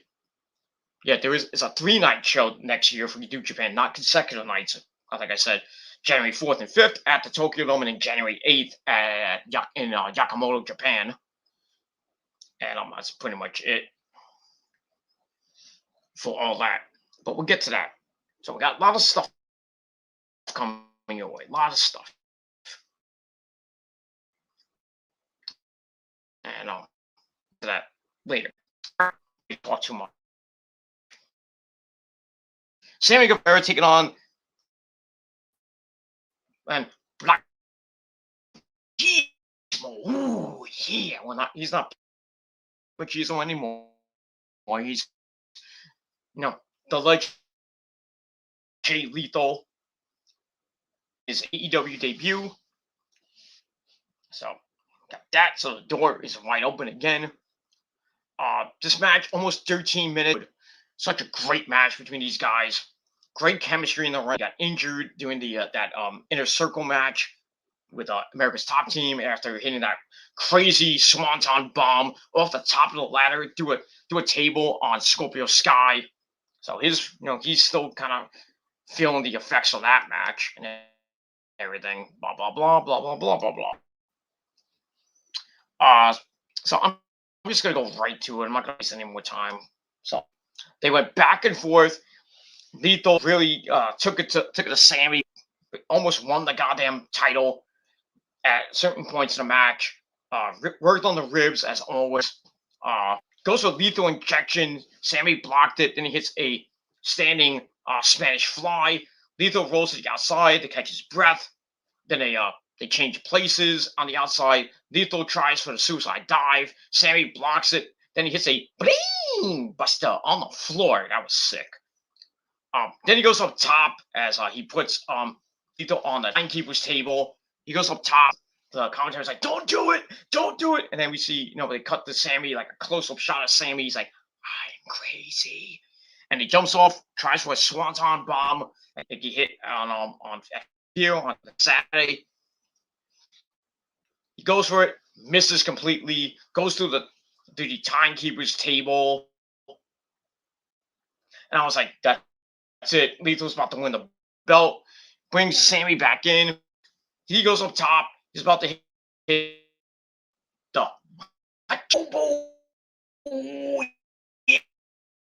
from heaven.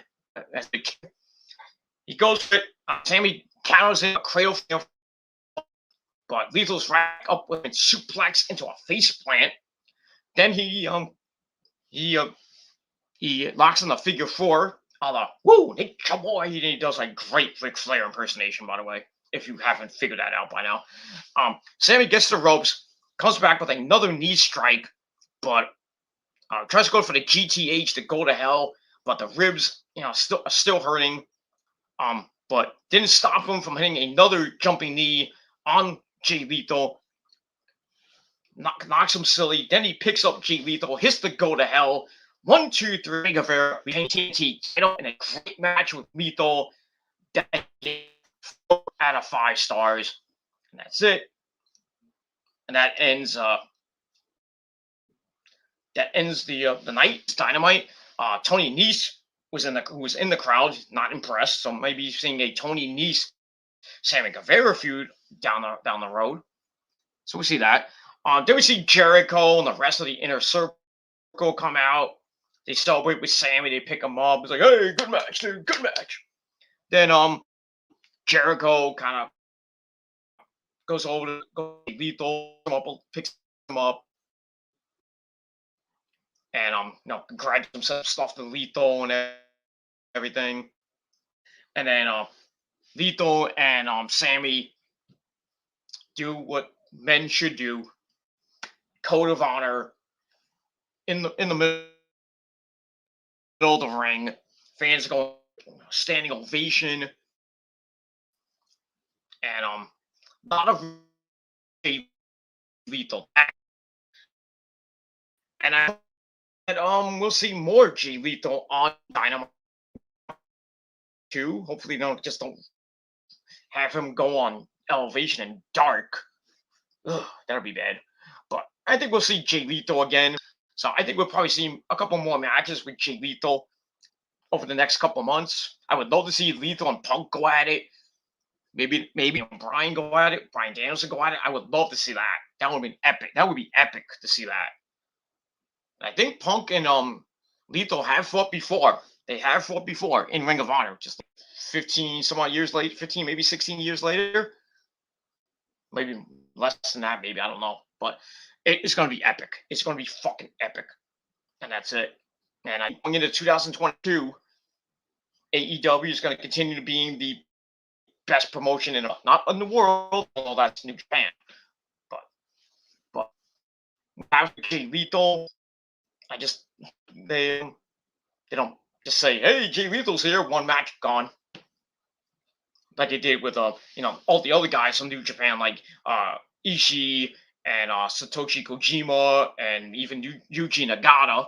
Basically, just came in to feed them to Moxley, and that's it. Rocky Romero came in for one match on, I think it was on Dark, but he cared, and then he was on Dynamite this week. I don't know what's going to happen with Rocky Romero. We don't care, but as long as he brings in people through that forbidden door, then I'm all for it. As long as he brings in maybe Okada and Tanahashi and maybe just maybe Naito or Maccabi, who knows at this point. Jay White maybe, but we'll see what happens with all that. But great TNT title match. Gave, like I said, 4 out of 5 stars, and my final rating for this week's edition of Dynamite, 7.5 out of 10 stars. Just a great episode. We'll see what happens with the ratings, if they come out tomorrow or Friday or by the weekend. I don't know if they're going to get 1 million. I think they'll get close to 1 million again, but we'll see what happens with that. And hopefully with Rampage, as long as they don't get 515 this week like they got last week, hopefully they can put better pay to people, some good stars on Rampage. I still think they need to get out of that 10 p.m. time slot. Hopefully going into 2022, maybe Tony Khan will say something like, we're going to change days. Maybe they go to Thursday night, or maybe they go to Tuesday night.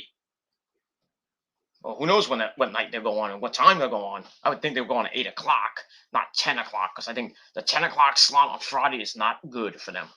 And ever since Punk made his debut like 2 months ago, the ratings have gone downhill. Even for a live show, they got 515,000 views for a live show at 10 o'clock at night. Not good. Not good, ladies and gentlemen. Not good. All right, so that's pretty much it. All right, once again, 7.5 out of 10 stars for Dynamite. And we'll see what happens this Friday night on Rampage. And then next week on the Thanksgiving Eve edition, as always, live from Chicago on the yearly Thanksgiving edition of Dynamite. And we'll see what happens with that. That's it. All right, as before we leave, we end up shop, wrap up this burrito, and then maybe finish off this little. I got a little bit of, so yeah, a little bit left. You can see that I finished this doing the afternoon. With me and the missus had lunch and dinner, so got a little bit left. I'm gonna finish that off, and then I'm gonna head to bed because I'm gotta get up early in the morning. I gotta get up in like 6-7 hours. And then I got to start my day and do what I got to do, make the money you wish you had and everything. Blah, blah, blah, blah, blah. Get my day started. And then probably got not really do much after that. But it's going to be a nice day. Like I said, it's around 70-degree day. Might actually go for a run. Get some exercise. Because these bones are, getting a little weak. So I got to do some exercising. Because I've been neglecting it for the last couple of days because it's been cold. Can't go outside in the cold. So my bones get really crinked, they hurt in the cold, so it is what it is. So hopefully I can do some of that tomorrow. Maybe get a run in, maybe a walk, and then come home and do some chores and probably take a nap. But we'll see what happens with that, and we move on. All right. So we got we had a person in the chat, my good buddy. I obviously know my tennis. Good guy. Good, very good guy, and it is what it is. All right, so he had a couple comments as we end shop.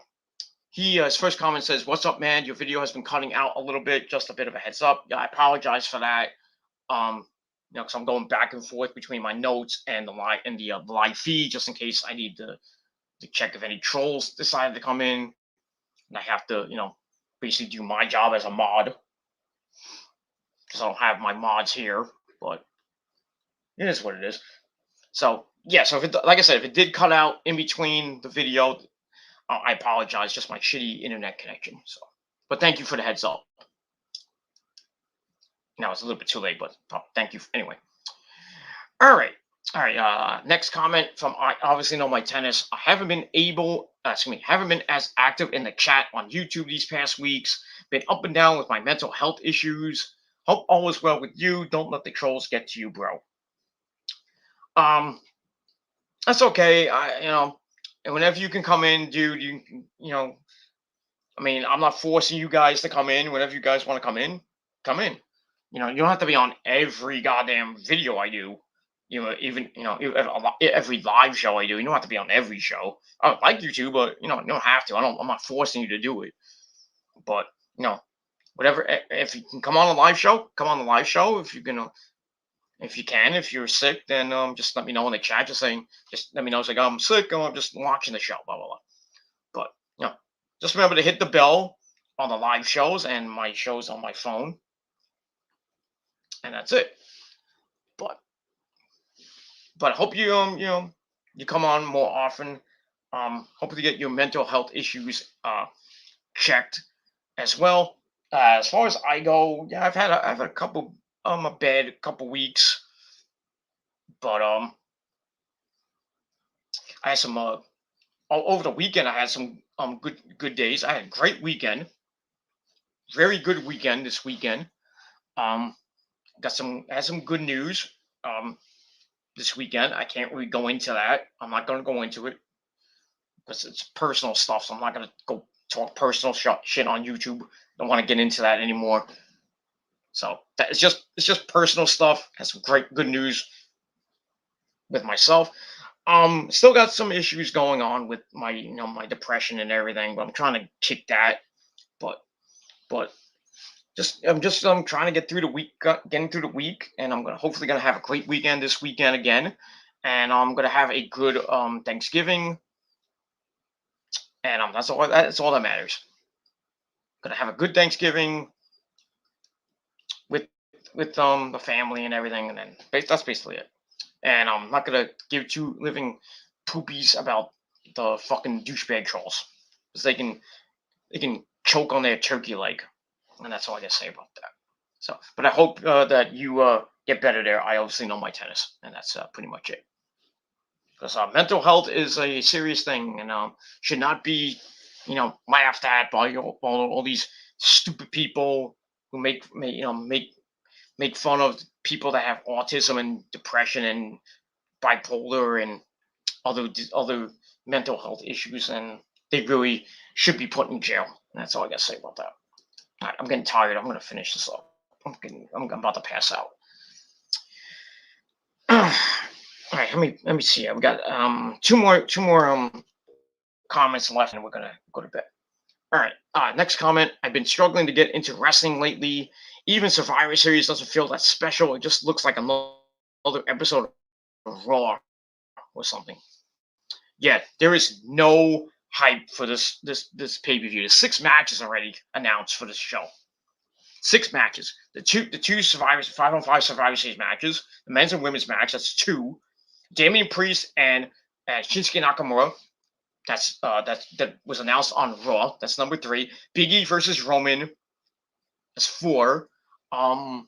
Charlotte versus Becky, which might turn into the Becky versus Sasha. Because what I heard from a fan of YouTube saying that Sasha might be getting the a title shot on Friday against Charlotte and winning the belt, but not set in stone. We don't know that yet. So that's number 5. And then RK Bro and the Usos in a tag team match. That's number 6. So I think we'll probably get maybe 2 more matches announced this Friday night on SmackDown. We still got to get a member of the SmackDown men's team announced. That's going to be Von Wagner. I'll just let you know that's a spoiler. So probably I would assume it's going to be Von Wagner joining the SmackDown men's team. And on the women's SmackDown team, since Aaliyah got kicked out, I'm thinking they're gonna announce that Naomi's gonna be in. Unless Sonya Deville says nope, not Naomi, and it's just gonna be a mystery until Sunday. And there is a rumor going around that former SmackDown Women's Champion Bayley, give me a hug, will be on the team to join Sasha, and I think SmackDown will beat Raw on the women's side because very basically they got nobody on that team besides Bianca Belair, and they got Bianca, Carmella, um, Bianca and Liv Morgan, and then I think it's Bianca, Liv Morgan, Rhea Ripley as faces, and they got Carmella and Zelina Vega as the heels on that team. As I take on Sasha, was it who was it? Sasha. Like I said, probably be Sasha and Bayley as heels, because Bayley will be coming back as a heel. Sasha, Bayley, Natalia, and I forget the other two people not on that team. So it'll be Sasha, Natalia. Oh, damn it! I forgot the SmackDown Women's team, and I don't give two craps. But yeah, I agree. This Survivor Series is probably going to be the weakest and probably least watched Survivor Series in their 36-year history. And it's the 25th year of The Rock, too. It's the actual debut of The Rock 25 years ago. So they're probably in between the matches. They're gonna show like a whole bunch of stuff with The Rock. Maybe The Rock will be via satellite or do like a pre-recorded video saying, "Oh, it's 25 years of The Rock. If you smell The Rock is cooking," and nobody gives a shit. And what's sad about the Survivor Series is it's in Brooklyn, and you know how those Brooklyn fans are, especially the New York fans. They're going to shit and they're going to riot, and they're gonna really, they're gonna really be rioting on Sunday and Monday for Raw. They're gonna let Vince know that his show sucks and his product is garbage. And I would not be surprised if people start leaving around 8:30, 9 o'clock, maybe 9:30, like they did this past Monday night in Indianapolis, because the show was garbage on Monday. I did the review. It's down below in the description box. I gave it a 3 out of 10. It was horrible, and people were leaving around 9:30, and didn't even have that many people there. They had like 7,000 people in the arena. That's horrible for a Monday Night Raw. I think that's it felt like a house show. I think that's the lowest attendance for Raw in their 20 whatever year history on Monday Night Raw. I could be wrong, but I mean, I'm not talking about the days they were at the Manhattan Center when it got like 1,000 some odd people, but ever since then, maybe 7,000 freaking people for Raw. That's just bad. But yeah, Survivor Series is going to suck. It's going to suck. There's no build at all. None. And I think Survivor Series should be taken out of the big 4 pay-per-views. It needs to end. It's 36 years. I think it needs to end. I mean, WrestleMania's been going on 38 years, but at least WrestleMania, there's been some good WrestleManias. Not recently, but don't even say 35, because it wasn't good. 30 was great. I like 30. 31 was okay. 32 from Dallas was 33 from Orlando was with the return of the Hardys and the Undertaker retiring, that Roman beat him. But Taker was back at 34, so it didn't even matter. Blah blah blah blah blah blah blah blah. Then we had 34, which was in New Orleans. That was wasn't very good. 35 at MetLife Stadium wasn't very good.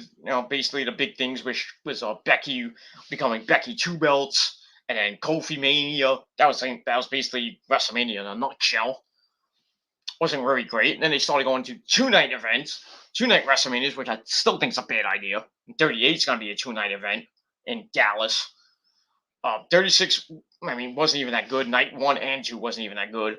37, I mean, this year's WrestleMania wasn't even that great. I still think, and like I said, I mean, if you watch my WrestleMania review, Night 1 was the best show of the entire WrestleMania. So with Bianca winning the SmackDown title and Roman burying Daniel Bryan and Edge on Night 2, but that's it. Other than that, WrestleMania was meh. We'll see what happens with WrestleMania 38 as they go back to Dallas 6 years later. So we'll get to that. We'll get that April 2nd and 3rd in Dallas. Tickets have not even sold out for WrestleMania. There's still tickets available for WrestleMania. They're not selling at all as they should. But so I mean, if you want to go to WrestleMania, there's still tickets out there. So. They still, they're gonna inflate. They're gonna say, "Oh, WrestleMania sold out 105,000 people in AT&T Stadium in Dallas," when it's really like 85, 90,000 people. But it is what it is. I just think WrestleMania should go back to a one-night show. Maybe we'll get that for WrestleMania 39. But from what WWE is saying, that WrestleMania is going to be a two-night show for the foreseeable future. So we'll probably get WrestleMania 39, 40, 41. And that's pretty much all I got to say about that. I think one final sip, and then we got 3 more comments, and then we're out of here. I'm gonna go to bed. I gotta take a crap. All right, let's finish this off. Okay, next comment from I obviously know my tennis. Perhaps make a separate channel for open forum live streams so that one of your main channels doesn't get flagged if one dipshit does decide to porn bomb or act a fool.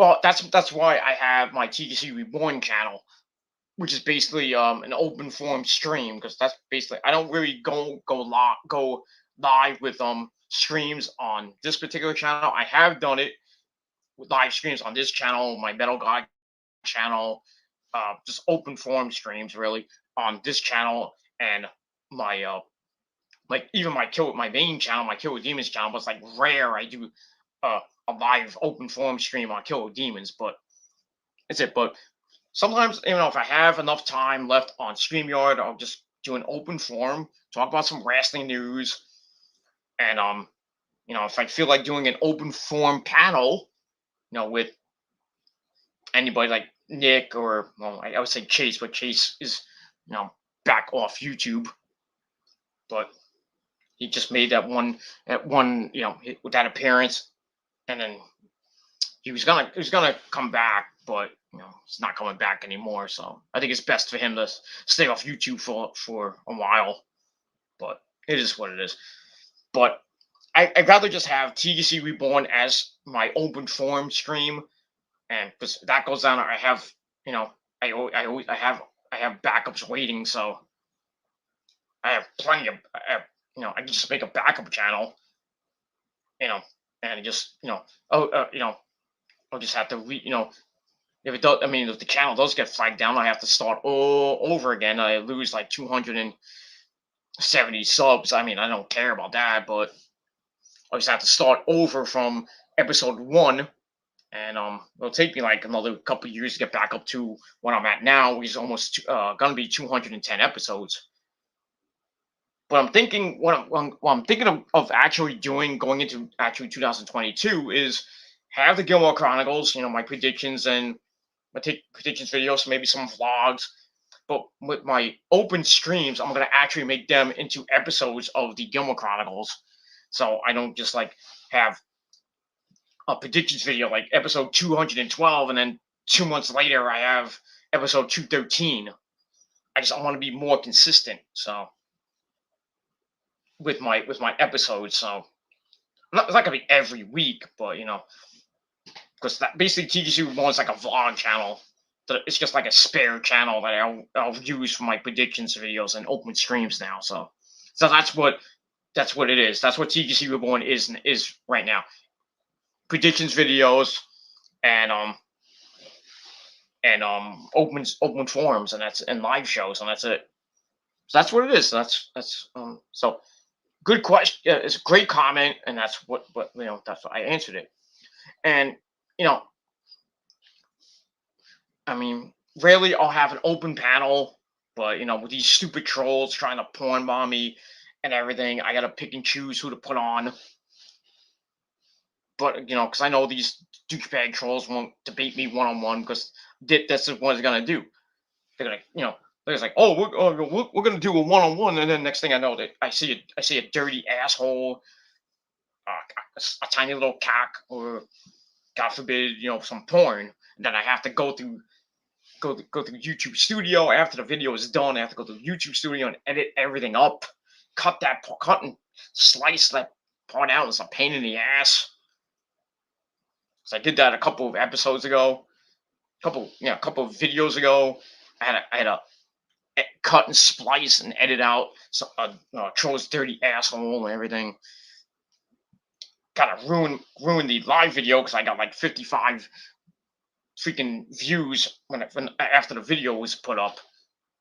After the video ended, I had like 50, almost 60 views already in like span of like 15 minutes. I had to go through that. It took me a long time to freaking edit the video up. And then when I put the edited video up, it took a while to get back up to what the view count is now. But so I'm probably gonna just pick and choose when I do my open forums, and if I have a live panel, I'm just gonna have either subs, just my subs on, probably sub mode. I'm probably do sub mode with people that have been subbed for like 5 minutes or more. But I know sub mode doesn't really work because the trolls will just come in on the sock accounts and everything, and it's just a waste of time to have sub mode. But it is what it is. But thanks for the tip and everything. But yeah, that's why I'm going to use TK1 as my live stream open forum channel, and that's it. But you'll get some videos on here as well. But we'll see. That's it. All right, we'll finish up. I talked too much already. 2 hours in. Okay. Wrestling Juggernauts has been back. I've noticed too. Give it another month, and they'll probably shut it down again. Wish they wouldn't do that all the time. But that's mainly WJ. That's not really Jerry. It's mainly WJ, and WJ has his another channel, another solo channel, and that's probably going to be going in about a month or two. So yeah, we'll probably see the Wrestling Juggernauts channel go down for another couple months, and then pretty soon after that goes down, the WJ YouTube channel will go down, and WJ will go back to Facebook, and then maybe a month or two later, the cycle continues. It just needs to stop. WJ is getting really ridiculed for that, and really you should just have one main channel. Should have should have had all these channels that he used to have back in the day. If you just have one goddamn channel, get out of the drama, you probably have like 50,000, maybe 100,000 subs by now. But can't do that. That's good old WJ, and that's it. I if I still had my Human Killing 99 channel that didn't go down, I think in 2010 or 2011, it was almost close to 500 subs. I would say, 10, almost 11 years later, I would probably be around, I would say, a little over 1,000, maybe more than 1,000. Probably about where my Killer Demons channel is now at close to 1,200. It says 1,200, but it's 1,196. But so I'll probably be around there if I kept my Human Killer 99 channel. But yeah, those were the days when the YWC was starting to die and become a drama community, which it is now. That's it. All right, final comment from obviously on my tennis, and then we're gonna go to bed. He says, "Thanks, man. I appreciate the kind words. No problem. I hope you get better and just take it one day at a time, and hope you get through your mental illness and everything, and just have some good days. And that's all I can say. The only advice I can say is just take one day at a time. And if you have a bad day, just listen to some music. Doesn't matter what it is, as long as it's not stupid music like Justin Bieber or anything like that. And That's it. That's it. Just take it one day at a time, and eventually you'll get out of this, and hopefully you'll live a successful life. Like, well, not I'm not saying me because I'm not perfect. I have my good days and my bad days, but hopefully the last couple of days I've been pretty decent so far, and we'll see what happens this weekend. Hopefully, I have another great weekend and a great Thanksgiving, and then we start counting down the days to my birthday, which is about uh, 36 days away, ladies and gentlemen. 5 weeks from basically tomorrow, from Friday. 5 weeks from Friday will be my birthday, so I'm gonna roll on through Thanksgiving, have a good Thanksgiving, and then roll on through December, count down the days to my birthday. Hopefully, have a happy and healthy 45th birthday, and I don't care. I'll say my name. I'll say my damn age. I don't give a shit what who says. But it is what it is. Have a great Christmas Eve, and uh, and then roll into the new year, happy and healthy, and that's basically all I can ask for. And that's it. Happy, healthy, and that's it. And hopefully, you guys have a great, happy and healthy holiday season.